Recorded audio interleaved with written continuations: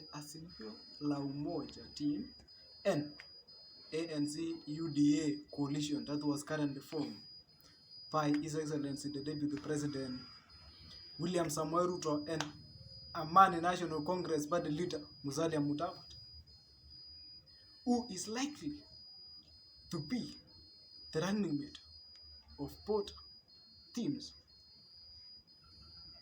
Of course, we have seen Central Region reacting towards the coalition that the Deputy President William Samoei Ruto and Amani National Congress Musalia Mudavadi form. Most of them react. They say that they were never expecting that the Deputy President would sideline them and join in hand with Amani National Congress Musalia Mudavadi. They wanted to form a coalition. What does that show as far as the running mate is concerned? One of the leaders that has shown the interest of being the running mate is the Kirinyaga Governor Anne Waiguru. Anne Waiguru is currently championing for the women leadership in this country. And of course, you have seen, he is one of the outspoken governor and also holding the same office as a woman. And she has shown a lot of interest in becoming the running mate of the Deputy President William Samoei Ruto. And in fact, also, she is very determined, and if we talk in terms of resources, becoming the running mate of someone else will mean coming in with another resources that will help in both arms in this country. And for my view, I can say that Anne Waiguru can become the best fit and can become the added advantage to the UDA ANC coalition. But, and for our case, I can say that if William Samoei Ruto will fail to implement the same term, he is automatically to lose some vote. What about in your view? What do you say? What do you see? And what is your expectation as we are heading towards the general election? Secondly, Rigathi Gachagua, MP for Mathira constituency, has shown also the interest of becoming the Deputy President of William Samoei Ruto. Rigathi Gachagua was the first person to champion and sell the UDA agenda in the Central Region. He became the first MP to defend Deputy President William Ruto when a lot of pressure was being pushed to resign from the government since he was supporting another party inside his party which sponsored him to the government. Also, I can say Rigathi Gachagua has used a lot of his resources to invest in UDA. And since the impact between the Deputy President William Ruto and Musalia Mudavadi, he has shown some suspicious whereby he say we might be sidelined. We don't want to be in the government, in the job board. We want to be inside the government. What does it show? They want a running mate from the Central Region. And one of them is him or Anne Waiguru.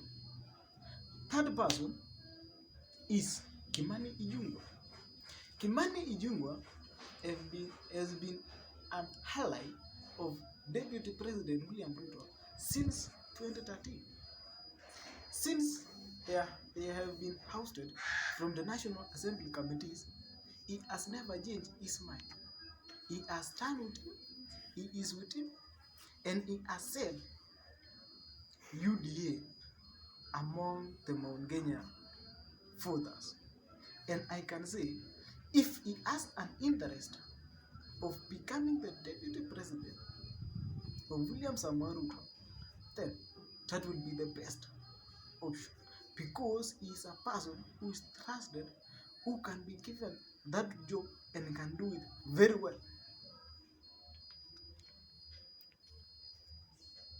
Fourth person is Aden Duale. Aden Duale is an ardent supporter of William Samoei Ruto. Aden Duale was elected in 2013, and since that time, he had become friends with Deputy President William Ruto. We have seen him going around this country with him. He has sold UDA to the electorate. He has sold William Ruto himself to his residents. He has cherished the government since its formation. And I can say, Aden Duale is a confident, and I have confidence in him becoming the deputy president of the Republic of Kenya is the best thing. He's a loyal person. He's a person who cannot abandon you during your hard time. He defended William Ruto. He has defended the government since then. He was ousted from the majority seat in the National Assembly, and he never abandoned deputy president. This is one of the leaders who are very loyal to their aides. I hope I've stated what I have observed. What about you? Give your view in comment and give me your view and answers. Let's go to the other side. I know we have Azimio la Umoja. Azimio la Umoja is led by His Excellency former Prime Minister Raila Odinga. And also we have some close allies that are shown interest, even though they have seconded and accept Raila Odinga's presidential bid. Even them, they have that interest of becoming the deputy president. One of them is Peter Kenneth. Peter Kenneth is a close ally of President Uhuru Muigai Kenyatta. He has been with Uhuru since the formation of government, even though he was not in Jubilee, but he was in his party. He dissolved his party and joined Jubilee. But what does that mean? He accepted terms and policies. And now the 2022 general election is coming. He has shown an interest of becoming the deputy president. And he was also nominated by the Mount Kenya Foundation to represent them and become the deputy president of Raila Odinga. Secondly, on the other side of Azimio la Umoja, we have Hassan Joho. Ali Hassan Joho come from Mombasa, coastal region. He had shown interest in vying for the top office in this country, but later on he withdrew. We don't know what he was promised, but probably in my view, I can see that Joe has an interest in becoming the deputy president of Raila Odinga. And if we can see some few years back, since 2013, Joe has stand with Raila in all endeavors. Sometimes we had he said, I am not supporting Raila. We have to be represented in the table, in the top national table. We have to be present in the national government. Yes, what does that show to the coastal region people? It shows that Joe has an interest and probably would be given opportunity he can become the deputy president of Raila Amolo Odinga. Let's see. SK Macharia. Samuel Kamau Macharia is one of the business personnel who is currently working with former Prime Minister Raila Amolo Odinga. SK Macharia has shown an interest of becoming the deputy president of Raila Amolo Odinga if he wins the 2022 general election. And by the fact, he has attended the rallies with Raila Amolo Odinga. He has opened up and said that he is ready to work with Raila Amolo Odinga. Even though he sometimes say our age difference, I am older than Raila Amolo Odinga. But he said later and withdrawn and said that I am ready to work with him. And currently is with Raila Amolo Odinga.